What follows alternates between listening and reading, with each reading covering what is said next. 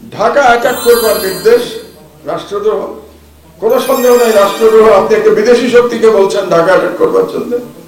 আপনি ইলিয়াস আলীকে গুম করে খুন করেছেন, কাজে আপনি একজন খুনি। এবং 3 নম্বর হচ্ছে আপনি স্নাইপার দিয়ে মানুষ হত্যা করেছেন, ছাত্র হত্যা করেছেন, জনগণকে হত্যা করেছেন। আমি জানি না আপনারা কতজন আমার দেশ পড়েন প্রতিদিন। আমার দেশে গত কয়েকদিনে যে স্টোরিগুলি, আমাদের লিড স্টোরিগুলি গেছে, তার মধ্যে 3টা স্টোরির কথা আমি একটু আপনাদেরকে বলতে চাই। একটি স্টোরি হলো, প্রথম যেদিন আমাদের পত্রিকা বেরোলো সেদিন আমাদের লিড নিউজ ছিল যে শেখ হাসিনা ভারতকে বলেছিল বাংলাদেশ অ্যাটাক করবার জন্য, ঢাকা অ্যাটাক করতে বলেছিল শেখ হাসিনা। এক, তাহলে সে প্রধানমন্ত্রী থাকা অবস্থায় আরেকটা বিদেশি শক্তিকে বলছে বাংলাদেশে আক্রমণ চালানোর জন্য। এক। দুই, ইলিয়াস আলীকে যে গুম করে হত্যা করা হয়েছে এর ডাইরেক্ট নির্দেশদাতা শেখ হাসিনা। কারণ যখন ইলিয়াস আলীকে কিডন্যাপ করা হলো, কিডন্যাপ করা হয়েছে হাসিনার নির্দেশে, এবং র্যাব যখন তাকে হত্যার জন্য পারমিশন চাইলো, এই পারমিশন দিয়েছে শেখ হাসিনা। দ্বিতীয় স্টোরি।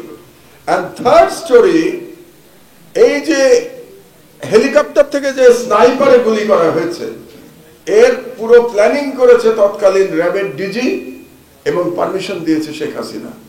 অন্যগুলো আমি বাদই দিলাম। ঢাকা অ্যাটাক করবার নির্দেশ রাষ্ট্রদ্রোহ। কোনো সন্দেহ নাই রাষ্ট্রদ্রোহ। আপনি একটা বিদেশি শক্তিকে বলছেন ঢাকা অ্যাটাক করবার জন্য। আপনি ইলিয়াস আলীকে গুম করে খুন করেছেন, কাজে আপনি একজন খুনি। এবং 3 নম্বর হচ্ছে আপনি স্নাইপার দিয়ে মানুষ হত্যা করেছেন, ছাত্র হত্যা করেছেন, জনগণকে হত্যা করেছেন, একটা শিশুকেও হত্যা করেছে স্নাইপার দিয়ে। তার জন্য তিনি খুনি। তাহলে তার জন্য বিচার হতে হবে না? বিচার হতে হবে। আমি বিচার ব্যবস্থায় বিশ্বাস করি। আমি শাহবাগের মধ্যে বলবো না ফাঁসি চাই। আমি বলবো না, কারণ ফাঁসি চাই কথাটাই ফ্যাসিবাদী বয়ান। আমি বলবো বিচার চাই। বিচার যেটা আছে বাংলাদেশের আইনে, যে বিচার আছে সেই বিচার শেখ হাসিনার হতে হবে। কাজে ভারত যদি আমাদের সাথে, আমি বন্ধুত্ব শব্দটা বলবো না, আসলে প্রতিবেশীর মধ্যে বন্ধুত্ব খুব কঠিন। কারণ প্রতিবেশীর মধ্যে নানা রকম হিসাব কিতাব থাকে, কম্পিটিশন থাকে, স্বার্থের ব্যাপার থাকে। এখানে বন্ধুত্ব টন্ধুত্ব চলে না। ভারত যদি বাংলাদেশের সাথে একটা ভারসাম্যমূলক সম্পর্ক চায়, আমি এই শব্দটাই বলবো, ভারসাম্যমূলক সম্পর্ক। আমরাও চাই ভারতের সাথে ভারসাম্যমূলক সম্পর্ক। এটা যদি চায় তাহলে অবশ্যই শেখ হাসিনাকে বাংলাদেশে ফিরিয়ে দিতে হবে, যাতে আমরা শেখ হাসিনার বিচার এই দেশে করতে পারি। এবং এটাই হবে আমাদের মিনিমাম ডিমান্ড ভারতের কাছে।